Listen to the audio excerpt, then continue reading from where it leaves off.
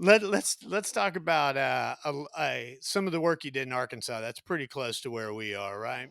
You went down there. I know that you helped a young lady find her mom and her sister, Yes, which I that is correct. Russellville, Arkansas.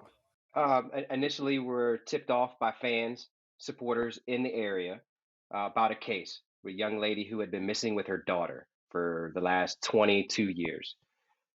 We came out, we searched, we were unsuccessful. A lot of times, we do our best to try to reach out to law enforcement and family, but it's not always that we can arrange that in time. So we ended up filming this episode without the family. I believe the information we had was old information, so it wasn't getting through to the family. Um, we put the episode out.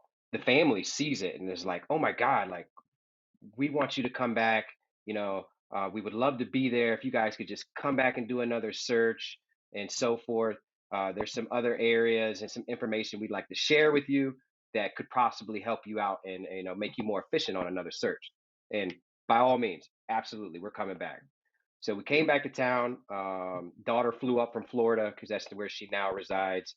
Mom is still there in town.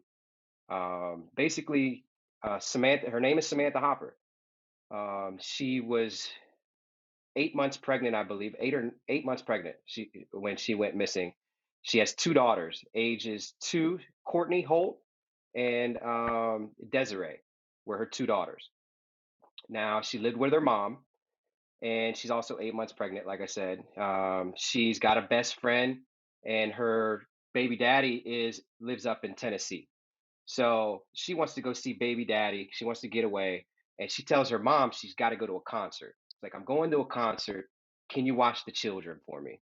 Well, mom and dad have a lot going on. I believe dad was in and out of the hospital. There was just, with a spur of the moment, I need to leave. You need to watch the kids. Mom was like, I really can't do that. However, I will watch one for you. So she left Desiree with her mom, took her oh man, 2-year-old she took her 2-year-old Courtney to her baby daddy's house in town. And this is again unexpected. So baby daddy was like, "Man, it's my anniversary. I'm leaving out the door right now. Give me 2 hours. Come back and I'll watch her for you." And that was the last she was seen. So that we come to town, we have the family there. They reiterated everything that I just told you. So we try to put ourselves in her shoes. Like, she wants to go to her baby daddy's house because we met with the best friend, and the best friend was like, "Yeah, she wasn't going to a concert. She was going up there." So we were like, "All right, well, what would Samantha do in the event she has Courtney, but her mom confirmed she didn't have a diaper bag, didn't have any extra clothes. So what is she going to do at that point, getting refused by baby daddy?" And we speculated, okay, she's going to go back to mom's house one more time to at least get a bag of clothes, or beg mom, please just go ahead and watch Courtney too. You're already watching Desiree. Just please do this for me. Regardless, we theorized she was going to go back home. So we took the route that she would have taken from baby daddy's house back home, and then looked at bodies of water that were close to the road along that route. And less than an hour on our search, we discovered a vehicle that was right off of a little roadway overpass. It's not even a bridge. It's just where a little uh, corner of the lake curves under the road, and there's a little park there. We discovered a vehicle right under the other side of that bridge. We were looking for a Ford Taurus, an old school Ford Tempo, and I was the one to dive on it, dove on it, identified her vehicle, and yeah, we found her unborn baby, and Courtney in the vehicle was still there. Nothing but an accident. Her friend acknowledged to us that she was an aggressive driver. She did drive pretty aggressive, and just in an area where it was an accident. Was it an accident that was her fault? Did she run into somebody and somebody never say anything? Could have been. There were never really big railings on that bridge, so it was really easy to go off of, and just real tragic accident. After 23 years at that point, she had been missing. We were able to give her entire family answers that day. Uh, Definitely one of the toughest cases I've worked. Anytime you oh, can find three people. is just a blessing for them. Yeah, I can only imagine, for you guys that are out there as well as for the family.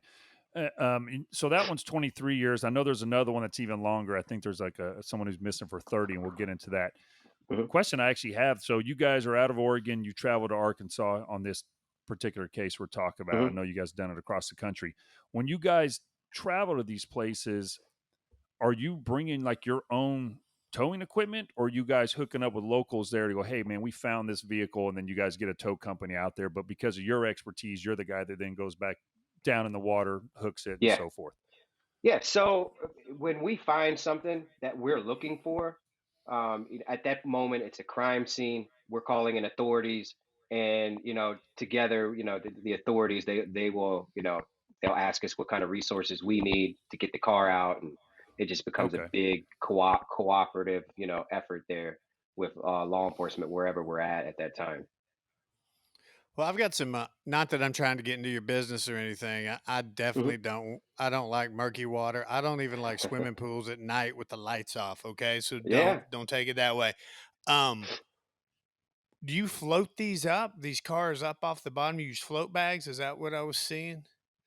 In certain instances, we do use lift bags, but nowadays, where it's rare that we use lift bags. We're bringing in, great big rotators, $1 million tow trucks, cranes, and so we're able to really rely on the big large equipment to do it real efficiently. But we do use lift bags from here and there. It's just different scenarios, depends on where the car is at, the conditions, and so forth. Do you what is it like when you go down, you find a vehicle, you look inside in this murky water, can you visualize a body in there? Um, no, very, very rare. Most of the time I can barely see my hand in front of my face. I fight to even read my gauges on my dive system, so it's murky. It's chocolate milk, and honestly, most of the time my eyes are closed because when we find a car on sonar, we drop a magnet on it and then a line topside to a buoy. That way, when I'm diving, I'm not just searching. I know I'm diving on a target straight down the line to the Hmm. car. I'm orienting myself on the car. All right, I got my mirror. I know I'm on the driver's side or tail light, headlight. I have my lights. A lot of times I can, getting right up close, I'm able to, see emblems and license plates and stuff. But it's uh it's really easier for me to do a lot of times with my eyes closed because it's just my hands are more use. It feels like they're more useful to me with my eyes closed. My eyes looking at chocolate cloudy milk isn't helping me, you know. Mowing the lawn. Yes, mowing the lawn, whether it be the yard out in front or behind the house, or the one below on the body Right. or on the backside of the body. Right. Or any of those places. But if you're going to mow the lawn, what do you need? You need a lawnmower, the Well, new lawnmower 4.0. 4.0, it's a big one. They sent us some of these. We tried it out. Not on each other. We've done it in the own We, privacy of our we, home. we did try it out on each other, but we're not going to tell everybody that. And man, these are awesome. No, they are fantastic. Listen, I have my entire adult life, I have been a fan of body maintenance, I guess would be the term to use. Hygiene. Body hair maintenance, hygiene. Exactly. It's for a hygiene thing. And I've gone through different things through the years. And this Manscaped 4.0, the lawnmower 4.0, I'm sorry, that was sent out to us. It's a great little box. Came with all kinds of stuff, man. You got the 4.0 in there. You got a little nose trimmer. You got a pair of underwear. Yeah. And you've got that ball deodorant. Oh, You got excuse me. You have that no square deodorant. Yes, the no, yeah. So it's a hell of a kit that they send out. And listen, for all our listeners out there, whether you are a man yourself and you're looking for something to keep the body looking trimmed up, you yourself have a father, the young, the wives that are out there and so forth.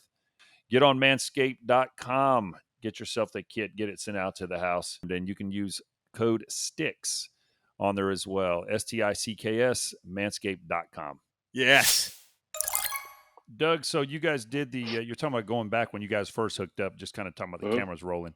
You said you Yeah. guys were live streaming when that first, human remains were found in a car. Do you guys still live stream? at all now, or is everything pretty much just recorded and then uploaded on We YouTube? it is we do not live stream when we're working a case anymore at all. Okay, that's Um, yeah, due to how things have progressed so much, we can't risk that.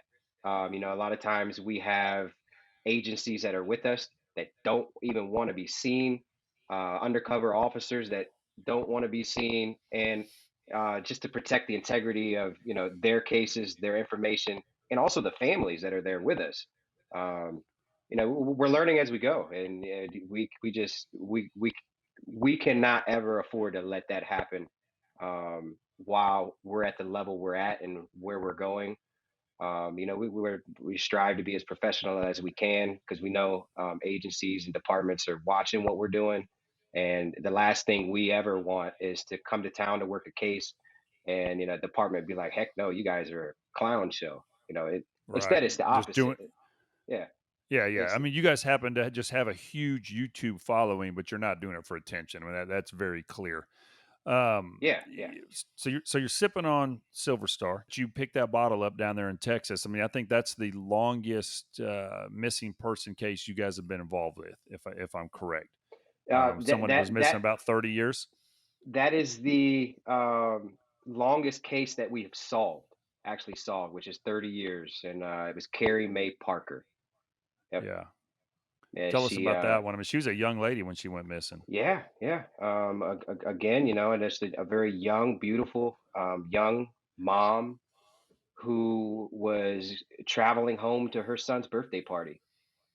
Mm. Went to the store after work to pick up a bicycle for her son. Never showed up to the birthday party, and the dynamics that play out within a family when somebody goes missing, pretty Oh, brutal, pretty Shit. brutal. yeah, they are. Eh, They are. they will tear families apart, and you're forced to be left with filling in the what ifs. And as an officer, a lot of times actions that aren't suspicious end up looking really suspicious. You know, Sure. um, people that are, I guess maybe you might label weird or just not normal, which there's a lot of them, end up, man, that behavior's that behavior's suspicious. He definitely did something. She definitely did something. So and that was similar dynamics that played out in her entire family over 3 decades, and we were able to uh, find her car right off of a little causeway in Lake Tawakoni, and it was just an accident, just an accident. The causeway barely had a railing, and yeah, that was it's always tough when we find these people, and it's answers. It's answers for families and an entire community and departments. Um, It's closure. and it is in a way. We like to, in a way, say it's never closure because you never get over losing someone that you love. You'll never get over that. But knowing is Yeah, just, yeah, no matter how brutal the outcome was, knowing is everything. Knowing gives, because if you don't know, and I try to relate to these families and I never can, and working with so many of them and solving so many cases, I can never imagine losing my daughter or my wife or anyone close to me and never knowing, just one of them falling off the face of the earth. I yeah, I can't even begin to relate what that would feel like. And you have to put up walls mentally and emotionally to even move forward in any way. So, when we're able to provide those answers, it's just those walls just they're gone, Well, you know. well, Doug, I'll say this, man. You're saying you can't relate to them, but I mean, I'm telling you, being a cop, Howard being a nurse, you obviously have to see my case, victims' families, his case, people that are passing away or very very sick in the hospital and have to deal with their families.